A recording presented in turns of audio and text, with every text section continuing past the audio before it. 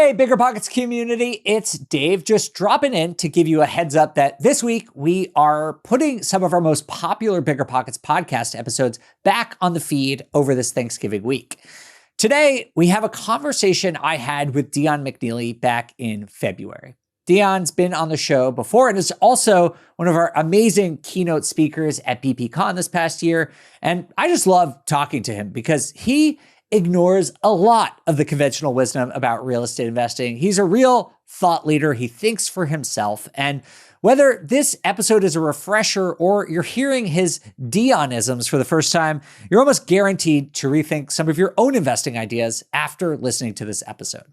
Have a happy Thanksgiving, and I'll see you back here with new episodes of the BiggerPockets podcast next week. Do not buy properties in a good school district. Have your leases end in the winter. Let your tenants pick their own rent? You think you've been following real estate best practices? Well, today we'll explain why everything you thought you knew might be wrong.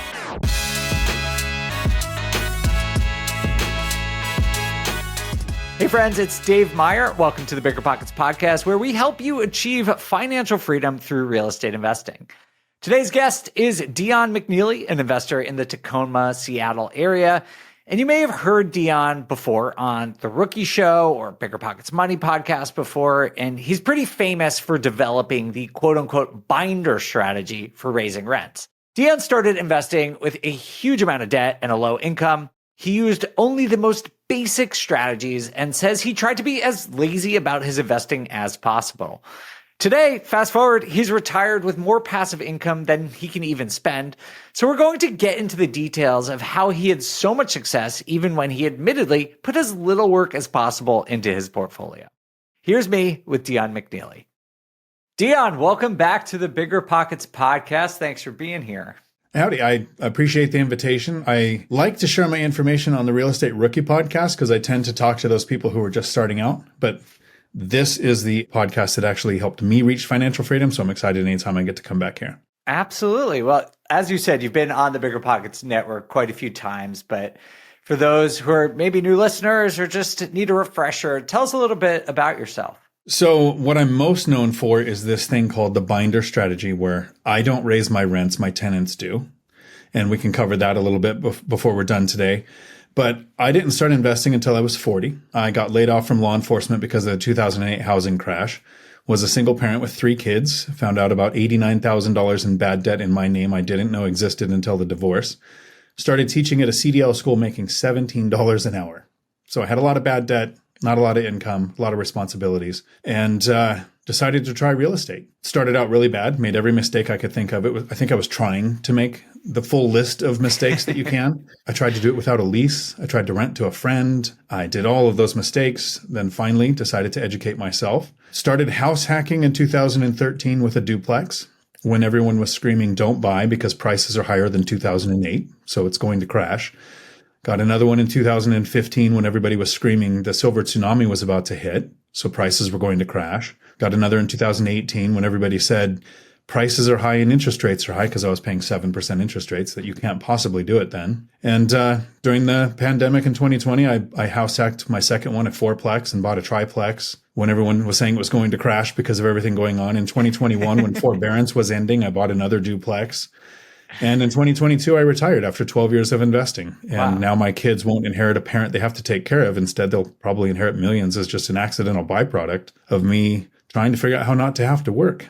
Unbelievable. Well, it's a very cool story, and I want to get into some more of this. Let's just start at 2008, just briefly, and then we'll move on to what you're doing today. But you lost your job. It sounded like you were in a tough situation. This wasn't a good time for real estate. So why did you choose to try it? So kind of an accidental problem. I owned a house and I couldn't sell the house. I was upside down. I owed more than it was worth. Interest rates had gone up. So I was stuck with the property. And I had some examples of people who had reached financial freedom. My brother has 10 paid off rentals and he retired about that time. I have a friend with 30 rentals, but he'd been doing it for decades. And they used strategies I just didn't have access to, right? I was working full time, raising the kids. Wasn't very handy. My brother would buy a place, do a full rehab, and then pay off the HELOC that he used to buy it. I didn't have equity. And deciding to do it was actually around that 2008-9, when I got laid off from law enforcement, it was a several year process to get my credit score fixed, get enough work history as a CDL instructor so that I'd be bankable. I moved from my house into an apartment and rented the house out so that I can get rental income on 2 years of tax returns to get around my bad debt to income ratio. And then when I bought that first duplex, moving from the apartment into the duplex, I've had a lot of friends and people that I meet say they couldn't do it because they have family. And I think my family was the motivating factor to do it, not the excuse not to. Yeah. And I think until you have that conversation with your family, you don't know if they're going to want to or not. My kids were actually excited. My son said, wait, we get to move into an apartment complex where there's a bunch of teenage girls. And my daughter said, we get to move into a place where I'm the new girl. There was some TV show called New Girls. So thanks Hollywood for that. Yeah. But they were excited about the moves, and they didn't even realize it was financial decisions making us do this. Oh, they were just pumped about it. That's great. It's a win-win for everyone. Fast forward to today, how many units do you have? And you had talked about paying them off. Like, what's your average debt on these properties? So when I was in growth mode, I wanted to maintain about 70% loan to value so that I would gain the most levered appreciation, levered depreciation. And I had the security of that drug that kills your dream, that paycheck that we all work for. And when I lost the security of that, I lowered my goal to 50% loan to value so that I wouldn't be as levered when I was retiring. And the current portfolio looks like this. I have 18 rental units. It's on 8 properties. So it's mostly duplexes, a triplex, and a fourplex. I'm house hacking a duplex. Something that most people think of house hacking for is they think it's the way you start in real estate. For me, it was the way I started retirement. Totally. I moved to an area I wanted to live in. I get to travel, and there's still somebody living on the property. I still don't have a housing expense. But the actual cash flow from the property, just a quick breakdown, is gross monthly cash flow from 18 units is $35,000. I have about $9,000 a month in mortgages going out. So that's principal, interest, taxes, and insurance. It used to be 8, but taxes and insurance went up. I set aside a little over $5,000 a month for repairs. So that's about 15% that I set aside for future costs, leaving me with about $21,000 a month that I'm trying to figure out how to spend in retirement. Wow, that's unbelievable. That's a huge income. How does that, can I just ask how that compares to what you were making before you were laid off in 2008? So when my cash flow from rentals passed $2,700 a month, that was more than I was making as a police officer. Okay, so you're like 10x that or 8x that or something like that. Right, yeah. So it's significantly different. And that's why I said that kind of sarcastically, trying to figure out how to spend it. That's the biggest challenge for me. Yeah. The not having money, so living frugally, and then the dedication it took for a decade to reach financial freedom and to save every penny to invest for the next property. It's a really hard switch to flip in our brain on how do I go to spending, because I'm no longer saving for retirement. I don't pay a penny in taxes. I haven't paid taxes on rental income yet. I look forward to the day that I do. That'll mean I make so much money I had to give some to the government. But that levered depreciation is amazing. Wow. Well, that's incredible. It's very cool. And I think that is honestly, hopefully everyone listening to this gets to this point. But when you do reach that level of financial independence, it's tough to like realize that you could buy a decent car, or, you know, that you can afford to go out to eat a couple times more. And it's not, it's a weird like psychological shift that you have. It's not about the money in your bank account, but like you said, you should have to just adopt this frugal mindset and a reinvestment mindset, at least to me. Every dollar cash flow, you put it back into a new property. So my question is, why not buy more properties? So I didn't invest to live a frugal life. If I had to be frugal, I probably would just have stayed working.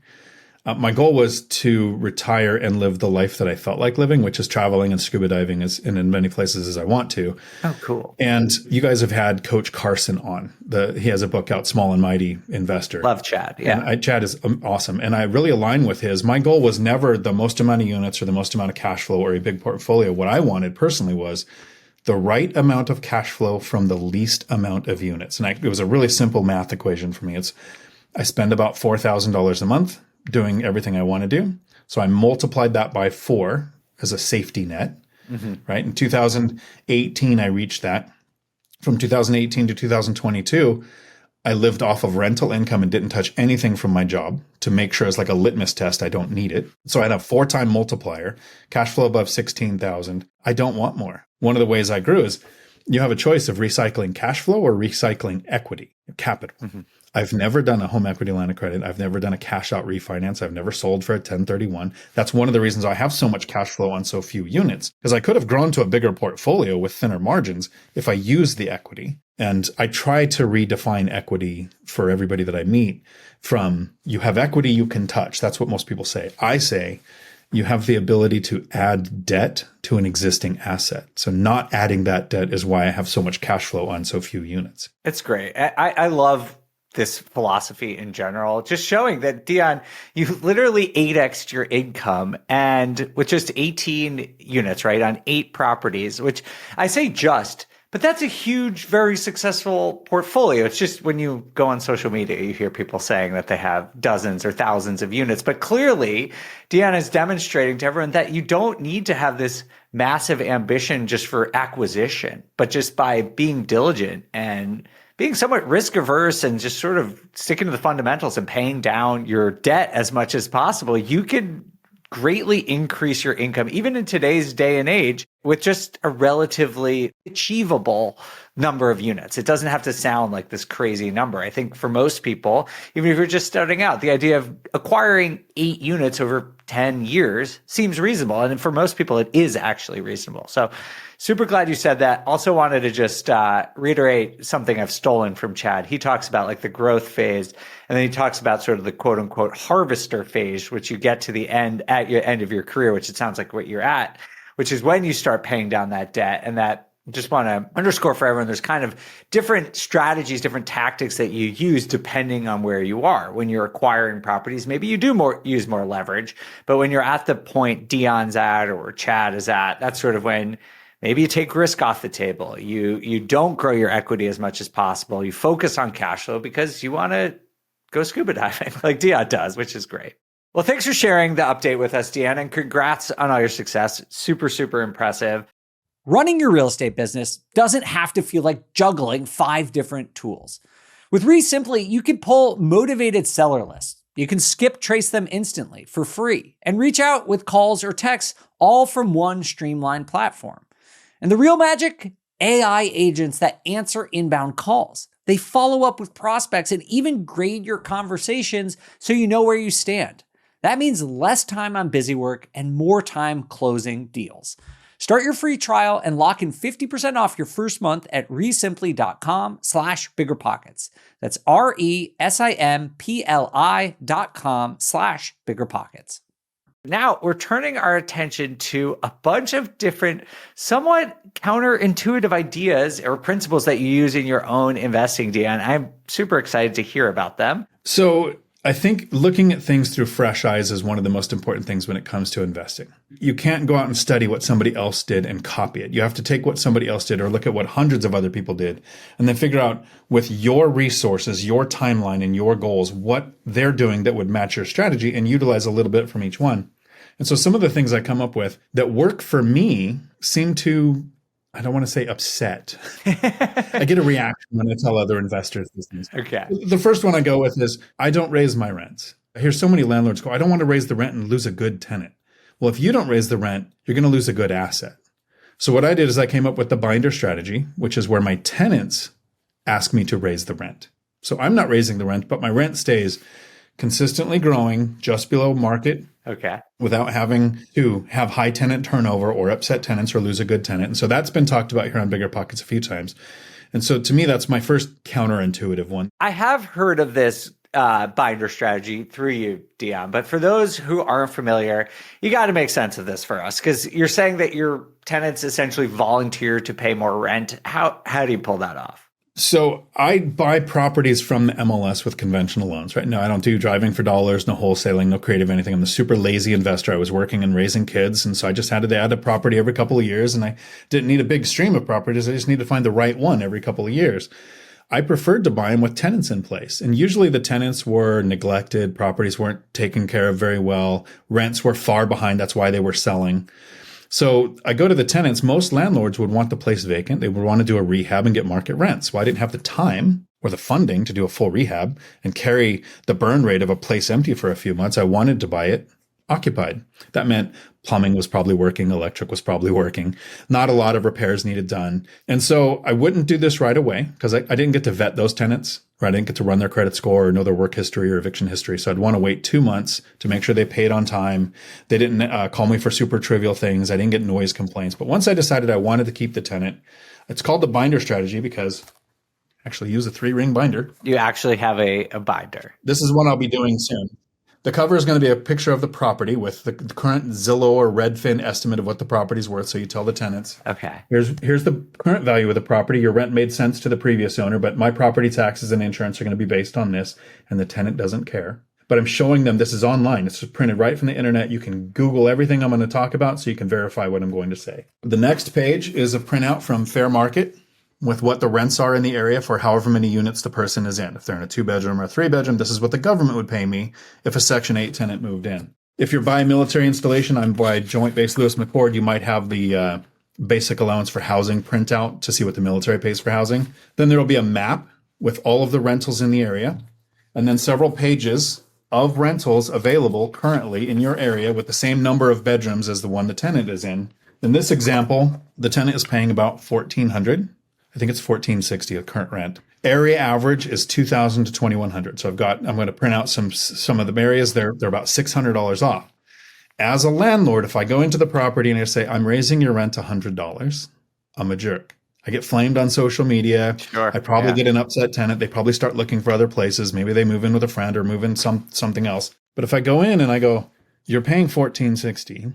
Section 8 will pay me for this area $1,987. I've got several examples of $2,000 to $2,100. And then I ask the magic question, what do you think would be fair?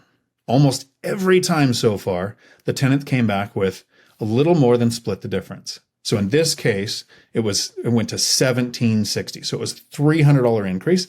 If I increase it $100, it's terrible and I have an unhappy tenant. If the tenant asks for $300 and I agree, they're happy. But they're educated. They see what it would be if they moved. I've had a lot of times where the tenant suggests an amount and I say, that would be fair for me, but that's a bit much. How about we, instead of $300, go up $250, bring it down a little from what they ask. So they actually walk away thinking, oh, I've saved money over what I suggested as my rent. Happy tenants don't trash your property and happy tenants don't leave. It's actually pretty rare that they'll move out. That's right. Yeah, I mean, this is such a cool strategy. I love this idea. It really just speaks to the psychology of, you said. It's not really... So much of this is not even math, right? Like you said, $100, people are going to get mad. But giving people agency, and also just you treat them like adults. You're explaining to them your situation. And I think most people who are reasonable are going to look at that and say, yeah, I mean, like, I'm getting a good deal. If they pick a rent, they're still getting a good deal by your estimation, right? You're getting what you need, Dion. They're happy and they're still getting, in their mind, still a good deal, and you've given them some autonomy and sense of control over their own situation, which I would imagine goes a long way to having very happy tenants and high occupancy rates. One of the strategies I really love is from Michael Zuber. He was on the BiggerPockets Money Show, the one rental at a time community. He talks about getting to 4 rentals. If you get to 4 rentals, you'll find out if you want more. When I got to 4, if I thought if I raise the rent and I have a tenant turnover, every time I talk to the tenant about the rent, if I have a tenant turnover, I don't think I would have wanted more. But coming up with the binder strategy and having such low tenant turnover, I was able to grow the portfolio. At no point when I was working did I think, oh, this is too much work. I don't want another rental. It takes me about 2 hours a month to manage all 18 units. I can easily add that to my workload when I had a job. But that's what Zuber said was get to 4, and then you'll know. When I got to 4, I knew I needed a strategy that made it easier and to give me less tenant turnover. Because if it was a struggle, I don't even know if I would have kept the 4. All right. That is very, very interesting. And it's not counterintuitive. Actually, once you explain it to me, it makes a lot of sense, but it's not obvious. It's something that I think a lot of people would not see coming. So thanks for sharing that. What is your second Dionism? I like my leases to end in the winter. And most landlords say, I want my lease to end in the summer because it's easier to find a tenant. Interesting, because I've done the opposite, I have to admit. If I had a lease coming up on a new property in November, I'd let them either sign like a 6-month lease or an 18-month lease to try and get them in the summer, because I've always had this belief that you have more demand in the summer. But are you saying kind of the contrarian view here works? More people move in the summer. If your goal is to make it easier to find a tenant, sure, have your lease end in the summer. My goal was to have the least amount of tenant turnover, because I was working full time, raising 3 kids. I didn't want it to be easy to find a tenant. I didn't even actually want to be good at finding a tenant. What I wanted was low tenant turnover. Now, if people move in the summer, that means less people move in the winter. Kids are in school. Interesting. It's harder because it's cold. So I've had very little tenant turnover because most of my leases, all but one right now, end in December and January. That's awesome. Do you ever get a situation where people ask to extend to the summer? They want to move out, but it's November and they're like, hey, can I extend this to May? I haven't yet. So there's a couple of things I'll do with my leases because I go to every one of my tenants and I say, you should not be renting. This is the dumbest thing that you do. You should be buying a duplex just like the one you're renting. You should live in one side, rent out the other. So I try to talk all of them into getting on the property ladder. Part of it is they're probably going to find my YouTube channel someday, and I want them to know I'm transparent. I'm trying to get them on the property ladder. So I tell the tenants, and I've had a few go, okay, I want to buy a house, but if I sign a lease, what do I do? And I say, well, look, I need a year-long lease because it makes me bankable for the next loan. So my lenders want to see that I have year-long leases. But if you're looking to buy a property, how about we make your lease termination fee $50? I love that. So when I introduce you to an agent and I introduce you to my lender and you buy a place, hopefully, I've always wanted them to buy a duplex or something, but the 3 that have done it in this decade have always bought houses. So they terminate their lease anytime they want. So I'm helping them get on the property ladder. I have the lease that makes my lender happy. And I'm kind of aware there's a tenant turnover coming because they're buying a house if they find the one that they do. And then I've never had a lender come out and go, I don't like that your lease termination fee is so low. I don't even think I've ever met one that looked at that part. They just go, what are the dates on the lease? Okay, what's the amount? Great. That hits our DTI that we need. Oh, that's cool. Very cool. I really like that. That's awesome. All right. So those are the first 2 Dionisms. Just as to recap, it was tenants raise their rents, not Dion, and he prefers to end in the winter leases instead of in the summer. And just as a reminder, these are 10 principles, ideas, philosophies Dion has evolved over the course of his investing career that are a little bit counterintuitive to what the common narratives about real estate investing are. So far, I like these 2. Hit us with the third one. I do not want to own a rental property in a good school district ever. Really? Why? So why is the school district good? High property taxes. Because the property taxes are higher. Yeah, exactly. Funding for the school district. Yeah. My goal is not the biggest portfolio or the most cash flow. It's the right amount of cash flow from the least amount of units. And then there's kind of a sub goal of low tenant turnover. Mm-hmm. Why would I invest in a good school district when I'm aging out my tenants?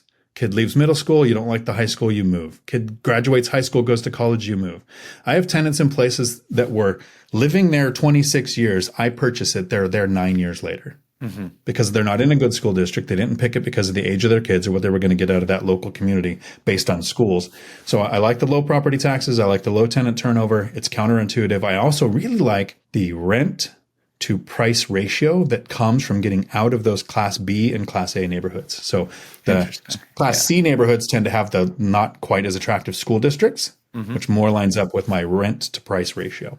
Curious, Dion, does that mean, are you still renting to families? I have some families that I rent to. Yes, I would never do anything discriminatory. No, just curious, like who's attracted to these properties? So this is a couple of forms of legal discrimination that I do. My goal is not to rent to families. Right? All the pet damage that I've ever had totaled in over a decade is $200. But the kid damage that I've had was tens of thousands. So I prefer not to rent to kids, but I can't use it as a determining factor of to rent to somebody or not. But if I don't invest in good school districts, I'm less likely to get families. And anytime I have repair in a bathroom, right, I won't go out and rip out all the bathtubs, but if I have a problem with the bathtub, I will take it out and put in a walk-in shower. Having walk-in showers means also less likely to rent to families. Mm-hmm. So I do have a few tenants that have kids. It tends to be where my problems and damages happen. Pipes that get completely 12-foot section of pipe clogged with otter pop trimmings from kids. It doesn't happen if you don't have kids. And that actually happened last year. So no, I don't discriminate illegally, but I do target my tenants. Kind of like one of my forms of diversifying. Another Dionism is I'm 100% in real estate. I don't own one stock. I don't own any crypto. I don't have any money in a retirement account. And so since I'm all in real estate, I have to diversify. And one of my forms of diversifying in real estate is I want about 1/3 military, 1/3 Section 8, and 1/3 working or retired. And if you ran an ad that said military only or Section 8 only, I'd get sued. Right. But if I run an ad on the base, or if I send my listing to the housing authority and say, this is the link to the place that becomes available on Tuesday, can you share it with your tenants or your clients? what type of tenant am I most likely to get? So I can control how I advertise, not what I advertise, to avoid being sued. And I don't maintain a perfect ratio, but I want about a third of each. So I'm ready for a pandemic, an eviction moratorium, a stock market crash, or a prolonged government shutdown where it doesn't hit my entire portfolio. Interesting. So you like military, I assume, because it's recession resistant, very stable job. Same thing with retirement. I guess you probably have people who are on fixed income, either relying on a pension or Social Security. And with Section 8, the government just guarantees the income. So you're basically looking for any sort of tenant who's not reliant on basically a private sector job. Correct. But diversified, I wouldn't want a portfolio of 100% military if there was a BRAC meeting and JBLM closed down, base realignment and closure meeting, or if the Section 8 program gets defunded or whatever could happen in the future, or gets a pause in payments. So about a third ratio makes me sleep like a baby. That's interesting. Yeah, I like this one. I mostly invest in downtown areas in bigger cities. And so my primary tenants are what you would call dinks, right? Double income, no kids, which usually pay high, but they turn over a lot for sure. Like these people move every year, every 2 years. That's just part of the game. Luckily, I invest in places where you can usually do that without a vacancy. But it's definitely a sort of an opposite sort of strategy. I have bought in some solid school districts, and I've always sort of used that as a strategy, or I've started using that as a strategy to avoid vacancy. But it sounds like you're taking the exact opposite approach. It's pretty interesting. Yeah. So I've had tenants that have lost their job and never missed a day of rent.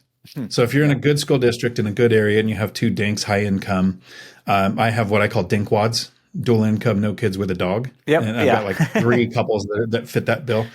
And I like the Class C rentals because Class B or A, the higher end, more luxury, higher rents. If somebody loses a $150,000 a year job, it's kind of hard to replace it. That's true. And unemployment is a big hit to what they were making versus my police officer, my school teacher, my truck driver that's making $20 to $30 an hour, loses their job, unemployment covers their bills for the month or two, and getting a job that pays almost the same is not easy, but a lot easier than finding that $150,000 job replacement. This makes a lot of sense. I think my general feeling is just trying to make sure that you're matching the right tenants to the right assets like you're doing. Like, you know what these types of people that you're trying to attract are looking for. You're not overbuying for those tenants. You're not underbuying for those tenants. You found product market fit for the type of portfolio that you want to build.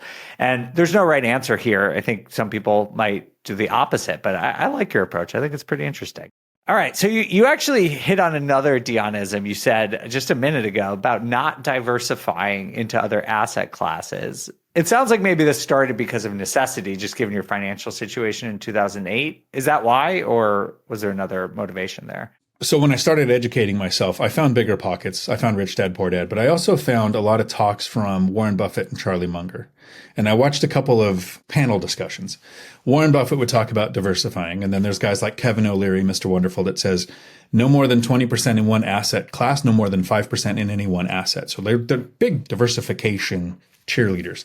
But Charlie Munger, who was Warren Buffett's partner for decades, actually one time said, diversifying is the dumbest thing you can do. You're going to master 3 or 4 asset classes? He says, pick one asset class and master it to go from poor to wealthy. Once you're wealthy, you can diversify to protect your wealth. But if you diversify on the path to becoming wealthy, you never will. And I looked at that and I thought, well, I don't understand stocks. I don't have a lot of money to invest. I can't house hack a stock. I'm not an entrepreneur in any way. I'm a W-2 employee. I've been a Marine, a cop, a truck driver, a CDL instructor. Like, creating a business, not my thing.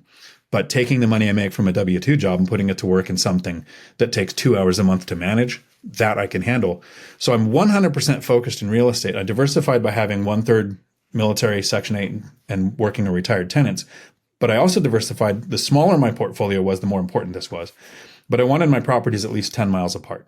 And in Washington, that puts me in different counties, or at least in different cities. Interesting. So that if the base closes, or the port goes on strike, or the hospital, something happens, only 1 or 2 of my properties would be impacted. So I'm diversified by being spread out in one market, like 2 counties in the beginning, but different types of tenants spread out.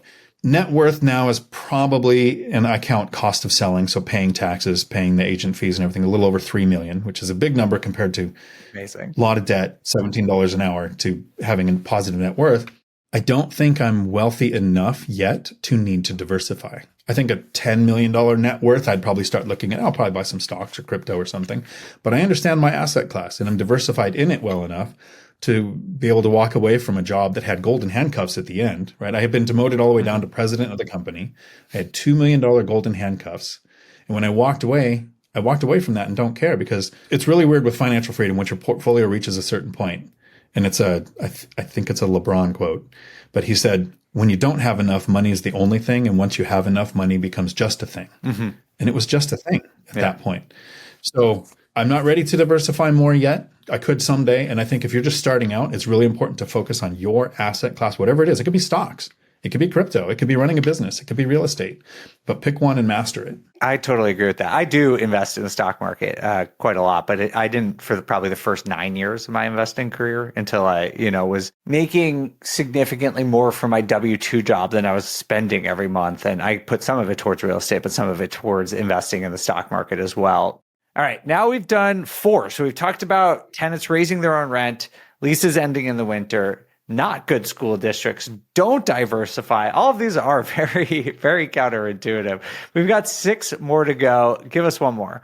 So I don't know that we'll get to all 10 if we have time, but the one that gets the most controversial response is none of my properties are or ever will be in a LLC. Oh, really? Interesting.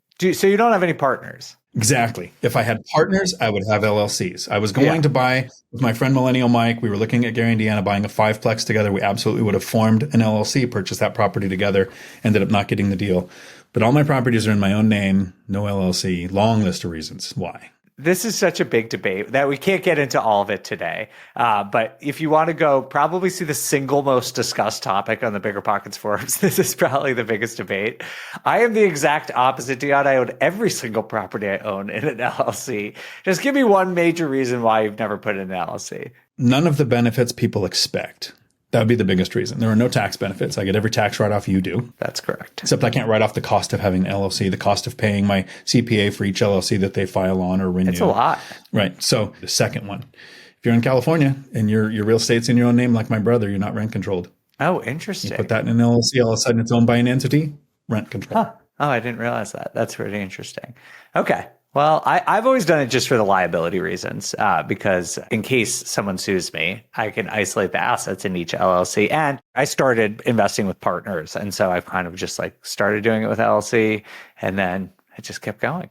So if I could, well, the last thing on this before we go to the next one, but if you have properties and you put them in LLCs and you continue to buy properties, awesome. Yeah. My concern is always that new investor that doesn't even have a credit score or a savings yet, that's thinking I'm going to form an LLC. I won't know how to name it. I won't know how to pay myself from it. I won't know how to separate my finances so it's not commingled. I won't know that it's more likely to get me sued. It's going to make my insurance costs go up. It gets me about a 0.5 point higher on my interest rates for my loans. It does all these barriers. They don't even own a rental yet. That's who I'm always concerned with when the LLC debate. Yeah, absolutely. I totally agree. All right, we do have to take a quick break, but we'll hear 5 more Dionisms right after this. All right, we're back with Dion McNeeley. We've talked about 5 of his Dionisms. I don't think we're going to have time for all of them. So I think we've touched on a few here. So Dion, why don't you just name a couple and then we'll dive into 1 or 2 more as we have time. Yeah, I think one that we've covered pretty well is I don't want a big portfolio. So many people when they start, they want 1,000 units or 500 units. I'm not even sure I want the 18 that I have now. The other one is I don't touch my equity. I've never done a HELOC, never done a cash out refi, never sold for a 1031 yet. I might. But the ones that I think really matter, and I get this from Grant Cardone, the first one, it's why I prefer to invest in a blue state and not a red state. Most landlords say I want to invest where it's landlord friendly and the landlord tenant laws lean towards the owner. And I'm the opposite. I'm so curious about this because I think this is such a subjective thing, what state is better for real estate investors, and people treat it like this objective thing where there's just a right answer. And I'll give you my opinion after this, but let's hear yours first. You're 100% right. It depends on the person, the goals, the timeline, where you have trusted boots on the ground, right? That's where you want to invest. But one of the main reasons I like to invest in a state like Washington, which you can Google this to verify it, it's the highest appreciating state for the last decade. Yes, it is. Mostly because it's a blue state. They keep threatening rent control every year. It went into session last year. It didn't come out. And just because it was talked about In 2024, my plan was not to do a rent increase. I do 5% every other year after the binder strategy. But since it was talked about and it was in session and it could happen, I went and did the binder with all of my tenants. My rent roll across the board went up $3,300. So about $40,000 in profit last year just because rent control was talked about. Interesting. And then in blue states, it's a long process for permits. It's expensive. The threat of rent control limits investors' desire to build here, so there's less building, which means massive appreciation. Absolutely. Yeah. This is a supply and demand issue, right? Like you see in a lot of more red states, permitting is more abundant. And again, there are pros and cons to this. This probably means housing is more affordable in those markets because there's greater housing supply. Like there are definitely trade-offs here. But if you're looking at appreciation, blue states definitely have greater appreciation on average over the long run. If you look over 10, 20 years, Dion's absolutely right. I'm curious though, Dion, because you said about rent control, they went up last year, but what happens if rent control actually does get passed? Then what happens? So I can make an entire video out of just that. It makes the landlord stupid rich and it makes more tenants homeless. Yeah, it's a really unfortunate idea. It is unfortunate. My brother hasn't raised rent since 2006 on some of his tenants. And because they're talking rent control, he's probably going to. But I would do 5% every other year. I even mentioned it. From 2013 to 2020, I did 5% every other year. And now Washington wants to cap it at 7% per year. And since I won't be able to do an adjustment for a black swan event, like a pandemic, like insurance tripling because of fires in California, or whatever is going to happen in the future, since I can't do big adjustments, I'm forced to do 7% per year.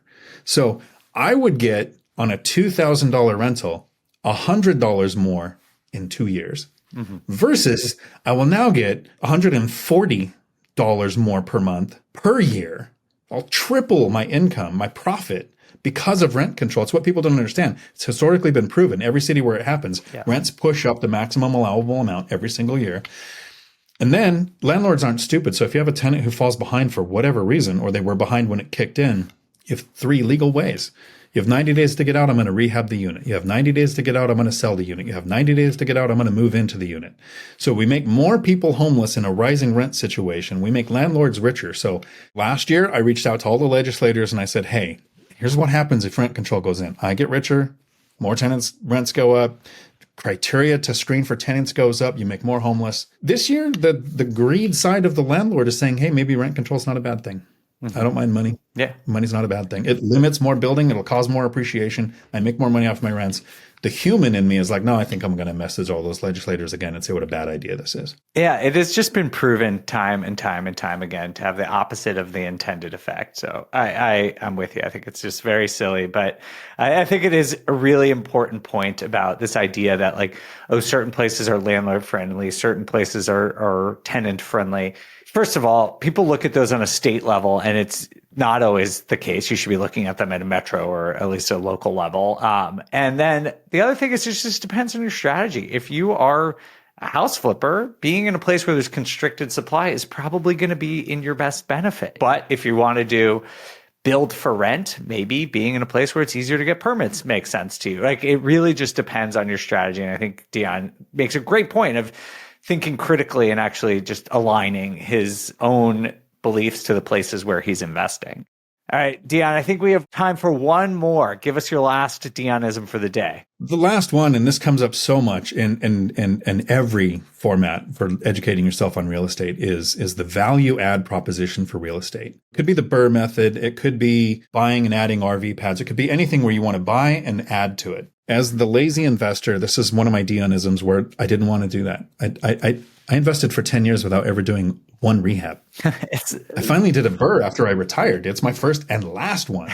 It's just too much work. The money that can happen. So my Burr made me about $300,000. I'll just break it down really quick. Amazing. I bought a duplex for $400,000 off the MLS. I put about, so that the contractor said 30, I estimated 50, I set aside 80, and I spent $62,000 rehabbing it. Okay. It's now worth about $790. Wow. So if I were to sell or do a cash out refinance, I'd get all my money back plus about $200 and something thousand after expenses of refinancing or selling. So I made a couple $100,000. It's absolutely not worth it. Huh. Took 10 months. I would rather had 10 months scuba diving in Thailand and Colombia than 10 months managing a rental. If I was working full time, I wouldn't have had the time to manage the rehab as much as I did. So it probably would have costed more and taken longer to do.